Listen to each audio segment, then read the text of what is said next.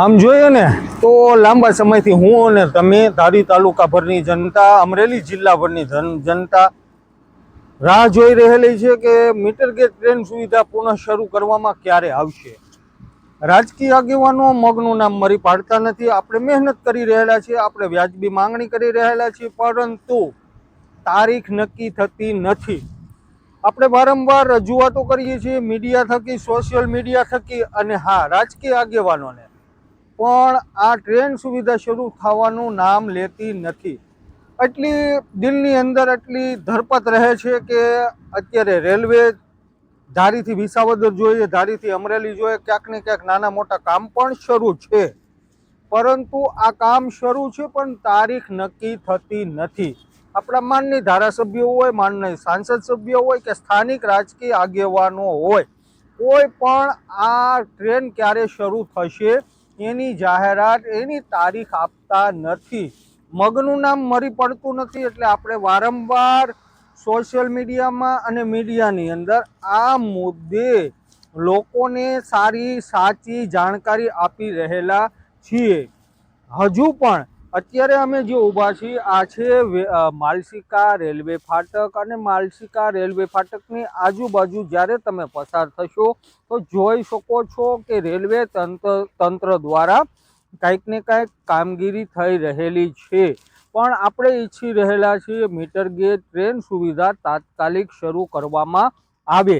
અને હા, રેલવે તંત્રને, સ્થાનિક રાજકીય આગેવાનોને અને આપણા માનની નેતાઓને પણ આપણે હંમેશા કહેતા આવીએ છીએ કે ધારી તાલુકાની જનતાની સુખાકારી માટે મીટર ગેજ ટ્રેન સુવિધા પુનઃ શરૂ કરવામાં આવે, નહીં તો આવનારા દિવસોમાં જ્યારે સ્થાનિક સ્વરાજ્યની ચૂંટણી આવી રહેલી છે ત્યારે મતદારો, જો તમે લોક માંગણીનો નિકાલ નહીં કરો તો મતદારો રોષ ઠાલવી શકે એમ છે।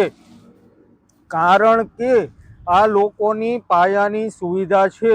ગરીબ જનતા ઈચ્છી રહેલી છે વ્યાજબી ટિકિટ, સુરક્ષિત જગ્યા અને સુરક્ષિત મુસાફરી માટે રેલવે તંત્ર દ્વારા જે દશકાઓથી મીટર ગેજ ટ્રેન સુવિધા શરૂ હતી એને તમે બંધ કરી દીધેલી છે, અને એ પણ બ્રોડગેજના નામે ધારી તાલુકાની જનતાની સાથે છેતરપિંડી કરવામાં આવેલી છે।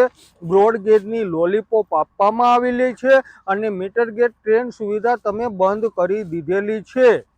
આ અંગેનો જવાબ તમને મતદારો સ્થાનિક સ્વરાજ્યની ચૂંટણીમાં પણ આપી શકે એમ છે। 2027ની વિધાનસભાની ચૂંટણી પણ આવી રહેલી છે, ત્યારે રાજકીય નેતાઓ વિકાસના કામો ધારી શહેર, તાલુકાભરની અંદર, આમ જોઈએ તો જિલ્લાભરની અંદર ચારે બાજુ વિકાસના કાર્યો શરૂ છે। રોડ અને રસ્તાઓ બની રહેલા છે, હોસ્પિટલોના નવનિર્માણ પણ થઈ રહેલા છે, પણ હા, ત્યારે આ છે સુખાકારીનું કાર્ય, અને મીટર ગેજ ટ્રેન સુવિધા તાત્કાલિક શરૂ કરવામાં આવે તેવી લોકોની માંગણી જો સ્થાનિક સ્વરાજ્યની ચૂંટણીમાં ભારતીય જનતા પાર્ટીના દરેક ઉમેદવારોને જંગી બહુમતી સાથે જીતવું હોય તો અત્યારે કામે લાગી જાઓ। તમે તમારા ઉપલા નેતાઓ, રાજકીય આગેવાનોને તમે રજૂઆત કરી શકો છો કે અમારા મતદાન વિસ્તારના લોકો ઝંખી રહેલા છે મીટર ગેજ ટ્રેન સુવિધા।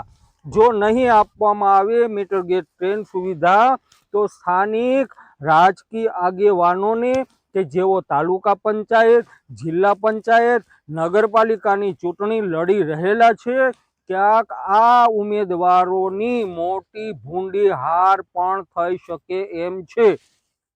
આપણે બોલી રહેલા છીએ લોકોની સુખાકારી માટે, આપણે માંગણી કરી રહેલા છીએ લોકોની સુખાકારી માટે, અને લોકોની સુખાકારી માટે જો મીટર ગેજ ટ્રેન સુવિધા શરૂ કરવામાં નહીં આવે તો મતદારો આનો જવાબ આપશે, એ તો ફાઇનલ વાત છે। ત્યારે રાજકીય આગેવાનો પણ સાનમાં સમજી જાય અને મીટર ગેજ સેવા પુનઃ શરૂ કરવા માટે મહેનતમાં પણ લાગી જાય। અત્યારે ભારતીય જનતા પાર્ટી ગ્રામ પંચાયતથી લઈને કેન્દ્ર સરકાર સુધી જેનું શાસન છે, દશકાઓથી જેનું શાસન છે, એ ભારતીય જનતા પાર્ટી મતદારોની અવગણના કરી રહેલી છે।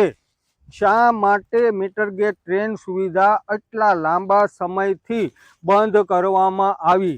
જો બ્રોડગેજ ટ્રેન સુવિધા શરૂ કરવાની હતી જ નહીં, બ્રોડગેજનું કામ શરૂ કરવાનું હતું જ નહીં, તો પછી ધારી તાલુકા ભરની મુસાફર જનતાની પાસેથી મીટર ગેજ ટ્રેન સુવિધા શા માટે છીનવી લેવામાં આવી? એ પણ એક વેધક પ્રશ્ન છે। આપણે રાજકીય આગેવાનોને અનેક રજૂઆતો મીડિયા અને સોશિયલ મીડિયા થકી કરેલી છે, પરંતુ રાજકીય આગેવાનો આગળ આવતા નથી। આવનારા દિવસમાં મોટું નુકસાન કરવા માટે મતદારો પણ તૈયાર છે। ત્યારે રાજકીય આગેવાનો શાનમાં સમજી જાય અને લોકોની જે અવગણના કરી રહેલા છે, ત્યારે લોકોની સુખાકારી માટે તેઓ માનની સાંસદ સભ્ય, કેન્દ્રીય મંત્રી સુધી આ વાત, આ મુદ્દો પહોંચાડે, લોકોનો રોષ, લોકોની માંગણીને પણ પહોંચાડે કે આવું ઝંખી રહેલા છે ધારી તાલુકાની જનતા, અને ધારી તાલુકાની જનતાની સુખાકારી માટે મીટર ગેજ ટ્રેન સુવિધા પુનઃ અને એ પણ તાત્કાલિક શરૂ કરવામાં આવે। અમને રાજકીય આગેવાનોએ એવું પણ જણાવેલું હતું કે ધારીથી અમરેલી સુધી બ્રોડગેજનું કામ શરૂ રહેશે અને ધારીથી વિસાવદર, ધારીથી જુનાગઢ, ધારીથી વેરાવળ સુધીની ટ્રેન શરૂ કરવામાં આવશે, પરંતુ એ પણ વાયદા અને વચન, એ પણ લોલીપોપ સાબિત થયેલી છે। રાજકીય આગેવાનોએ અનેક ચીમકીઓ પણ ભૂતકાળમાં ઉચ્ચારેલી છે, પરંતુ તેમનું પણ કશું ઉપજેલું નથી। આજ સુધી ઘણી ચીમકીઓ આવી અને વહી ગયેલી, સમય આવી અને વયો પણ ગયેલો છે, પરંતુ આજ સુધી ધારી તાલુકાની જનતા માટે મીટર ગેજ ટ્રેન સુવિધા શરૂ કરવામાં આવેલી નથી। ત્યારે આવનારા દિવસોમાં જ્યારે સ્થાનિક સ્વરાજ્યની ચૂંટણી આવી રહેલી છે, ધારી નગરપાલિકાની પણ ચૂંટણી આવી રહેલી છે, ત્યારે ભારતીય જનતા પાર્ટીના જે કોઈ ઉમેદવારો, જે કોઈ દાવેદારો, જે કોઈ રાજકીય આગેવાનો છે, તેમને મોટું નુકસાન જવાની તૈયારી કરી લેવાની છે। કારણ કે તમે લોકોની, તમે મતદારોની સતત અવગણના કરી રહેલા છો। વિકાસ જેવું અત્યારે આમ જોઈએ ને તો વિકાસનું કાર્ય ધારીને બ્રોડગેજ કે ધારીને મીટર ગેજ આપીને કરી શકાય એમ છે, પરંતુ રોડ અને રસ્તાને હાલમાં વિકાસના કાર્ય ગણાવવામાં આવી રહેલા છે અને મતદારોને લોલીપોપ, અનેક લોલીપોપ ભૂતકાળમાં આપી પણ દીધેલી છે, અત્યારે આપે પણ છે અને આગામી દિવસોમાં લોલીપોપ આપવામાં પણ આવશે। પરંતુ મતદારો સારી રીતે જાણી ગયા છે કે લોલીપોપથી મતદારો માનવાના નથી। મતદારો ઝંખી રહેલા છે, તો એ સુવિધા ઝંખી રહેલા છે અને મીટર ગેજ સુવિધા જે હતી તે પુનઃ શરૂ કરવા માટે મતદારો મક્કમ છે।